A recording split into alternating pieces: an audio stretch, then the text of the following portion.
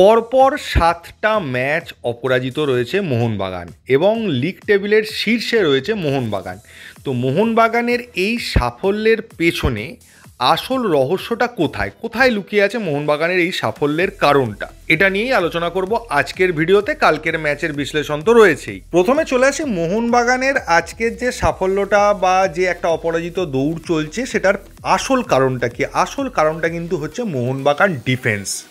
আজকে ম্যাক্সিমাম টিমই কিন্তু একজন ফরেন ডিফেন্ডার ইউজ করে, সেখানে মলিনা দুজন ফরেন ডিফেন্ডার ইউজ করেছেন।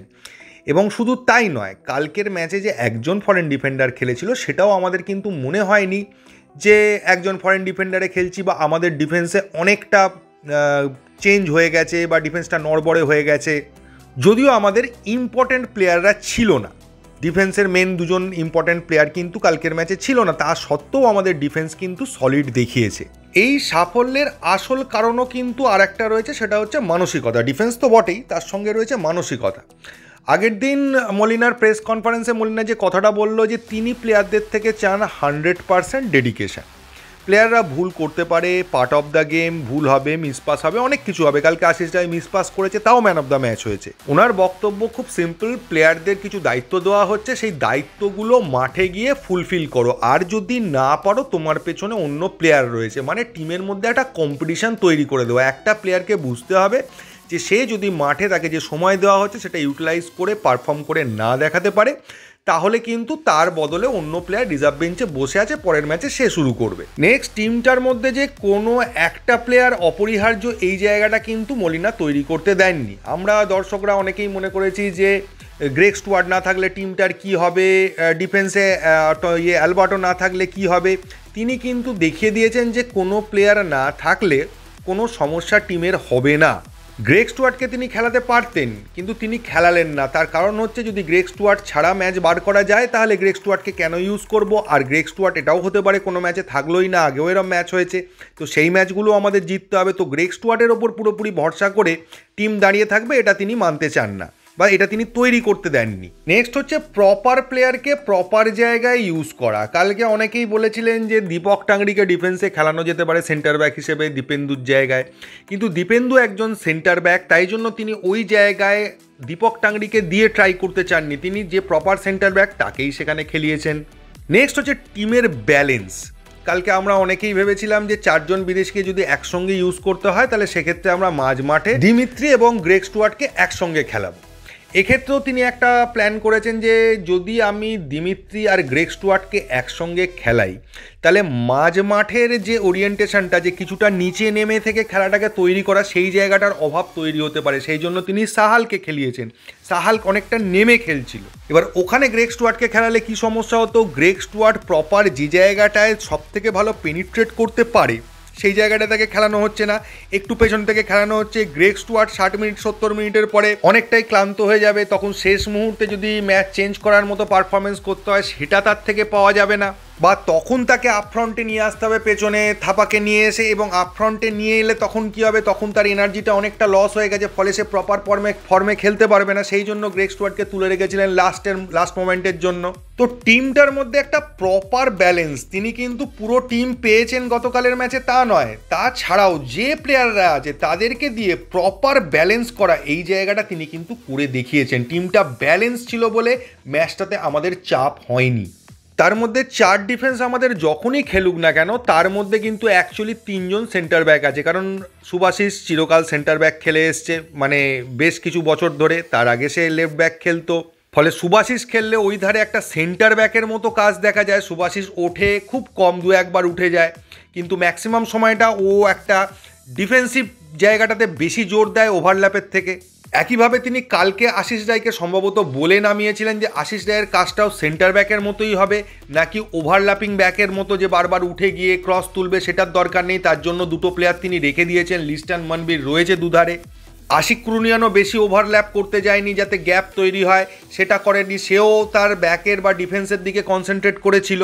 এবং 4 ডিফেন্সের সামনে একটা ব্লকার দিয়ে একটা 5 ডিফেন্সের বন্ডিং তৈরি করেছিলেন, একটা পাঁচিল তুলে দিয়েছিলেন অপোনেন্টের সামনে। এর ফলে মোহনবাগানের আপফ্রন্টের প্লেয়াররা কিছুটা ফ্রি থাকছে যে আমাদের যে ডিফেন্স আছে তারা কিন্তু অনায়াসে অপোনেন্টকে আটকে দিচ্ছে, এবং জিমি ম্যাকলারেনকে বারবার নিচে নেমে এসে ডিফেন্স করার প্রয়োজনও হচ্ছে না। খুব প্রয়োজন হলে তবে সে নামছে, না হলে কিন্তু সে আপফ্রন্টে খেলছে। গত কয়েক বছর ধরে আমরা যেটা দেখেছিলাম যে সবাই মিলে নেমে আসছে ডিফেন্স করতে, যার ফলে ফার্দার অ্যাটাক তুলতে সমস্যা হচ্ছে, সেই জায়গাটা তৈরি হচ্ছে না। কিন্তু সমস্যা কি নেই, না সমস্যা আছে, সেটা হচ্ছে আমাদের অ্যাট্যাকগুলো মেনলি হচ্ছে উইং নির্ভর, মাঝখান দিয়ে সেরকম পেনিট্রেশন হচ্ছে না। এখন চ্যালেঞ্জের জায়গা এটা থাকছে, যদি কোনো টিম আমাদের উইংগুলোকে নষ্ট করে দেয় পুরোপুরি, যে আমরা উইং দিয়ে অ্যাটাক করতে পারছি না, তখন মাঝমাঠ দিয়ে ওরিয়েন্টেশনের জায়গাটার কিন্তু একটু অভাব রয়েছে এই টিমটার মধ্যে।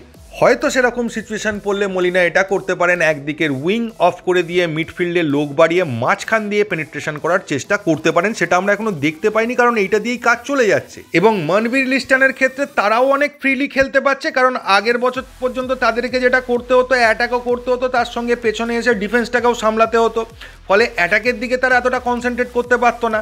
এখন তারা জানে তাদের পেছনে দুজন করে ব্যাক রয়েছে, লেফট ব্যাক রাইট ব্যাক রয়েছে, তারা ঠিক পেছনটা সামলে নেবে, ফলে তারাও ফ্রিলি খেলতে পারছে, ভেতরে ঢুকে যেতে পারছে। তাদের মাথায় এই টেনশনটা নেই যে আমাকে ফিরে এসে আবার ডিফেন্সটাও সামলাতে হবে। অন্যান্য ম্যাক্সিমাম টিমের ক্ষেত্রে যেটা হচ্ছে যে তারা 3 জন অ্যাটাকের প্লেয়ার পাচ্ছে বা মিডফিল্ডে 2টো করে বিদেশি পাচ্ছে। মোহনবাগানের মিডফিল্ডে কিন্তু একজনই বিদেশি রয়েছে, ফলে মাত্র বলতে পারেন 3 বিদেশি দিয়েই বাজিমাত করে দিচ্ছেন মলিনা। এবং মাঝ মাঠে 4 জন বিদেশি খেলানোর অভ্যেসটাও তিনি তৈরি করতে চান না, কারণ তিনি চান যে ডিফেন্সে যেন 2টো বিদেশি থাকে এবং ডিফেন্সটা আমাদের সলিড জায়গায় থাকে। তবে আমি বলবো কালকের ম্যাচটায় একটা সুযোগ ছিল, যখন আমরা 2 গোলে এগিয়ে গেছিলাম, তখন আপফ্রন্টে 3 জন বিদেশি খেলিয়ে দেখে নেওয়া, যে 3 জন বিদেশি খেললে তাদের মধ্যে কম্বিনেশনটা কি তৈরি হচ্ছে। কারণ কিছু ম্যাচের ক্ষেত্রে যদি এরকম প্রয়োজন হয় যে আমাদের গোল আসছে না, গোল করতে হবে, সেক্ষেত্রে একটা ডিফেন্সের ফরেনার তুলে নিয়ে আমরা একটা মাঝমাঠে এক্সট্রা বিদেশি নামিয়ে খেলাটাকে আরও বেশি কম্প্যাক্ট বা আরও বেশি অ্যাটাকিং করতে পারি। কালকের ম্যাচটা ভীষণ ইম্পর্টেন্ট ছিল, 3 পয়েন্টটা ভীষণ ইম্পর্টেন্ট ছিল বলেই হয়তো মলিনা রিস্কটা নিতে চাননি। এবং ম্যাচটা প্রায় পকেটে পুড়ে ফেলার পর কিন্তু উনি সামনে আবার 2টো ডিফেন্সিভ ব্লকার দিয়ে দিলেন দীপক টাংরিকে নামিয়ে। মানে ডিফেন্সটা তো এমনি সলিডই ছিল, কিন্তু আরও যাতে কোনো রিস্ক তৈরি না হয়, আরও যাতে কোনোভাবে ওরা রিটার্ন করতে না পারে, সেই জন্য তিনি ডিফেন্সটাকে পুরোপুরি ব্লক করে দিলেন, 6 জন প্রায় ব্লকার ডিফেন্ডার মিলিয়ে দাঁড় করিয়ে। ফুটবলে একটা কথা আছে, অ্যাটাক দিয়ে আপনি ম্যাচ জিততে পারেন, কিন্তু ডিফেন্স দিয়ে আপনি টুর্নামেন্ট জিততে পারেন, টাইটেল জিততে পারেন। তো মলিনা সেইটাতেই বিশ্বাস করেন, তাই তিনি ডিফেন্সের দিকটাকে বেশি জোর দিচ্ছেন, এটা হাবাসের মধ্যেও ছিল। এছাড়াও মলিনার অনেকগুলো ট্যাকটিক্স রয়েছে, যেমন ধরুন সাহাল আর গ্রেগ স্টুয়ার্ট একসঙ্গে খেললে আমরা দেখেছি একটা মারাত্মক কম্বিনেশন তারা তৈরি করে 1-2 খেলার। সেটা কিন্তু তিনি কালকে করলেন না। মানে আমরা দেখতে পাবো না, শুধু না অপোনেন্টকেও দেখতে দিতে চান না যে কি কম্বিনেশন এরা দুজন তৈরি করছে, যাতে অপোনেন্ট এই কম্বিনেশন ভাঙারও কোনো অল্টারনেটিভ প্ল্যান করতে পারে। আমার গতকালের ম্যাচ দেখেও মনে হয়েছে মলিনা তার পকেটে যে তুরুপের তাসগুলো আছে সেগুলো সব কটা শোই করেননি, এবং তিনি কোনো ম্যাচেই সেইভাবে শো করেননি। তিনি শো করবেন, কোন সময় করবেন, ঠিক সময় করবেন, সেটা উনিই জানেন কোন ম্যাচে কোন সময় তিনি শো করবেন। এবং বিশাল কাইতের মতো একজন নির্ভরযোগ্য গোলকিপার থাকাটা মলিনার ডিফেন্সিভ স্ট্র্যাটেজিকে আরও বেশি স্ট্রং করেছে। যে যত ভালোই ডিফেন্স হোক, অপোনেন্টের অ্যাটাক যদি বিশাল ভালো হয়, অপোনেন্টে যদি একটা বিশাল প্লেয়ার থাকে যে কোনো ডিফেন্স ভেঙে দিতে পারে, সেক্ষেত্রেও কিন্তু সে আটকে যাচ্ছে আমাদের শেষ প্রহরী বিশাল কাইতের হাতে।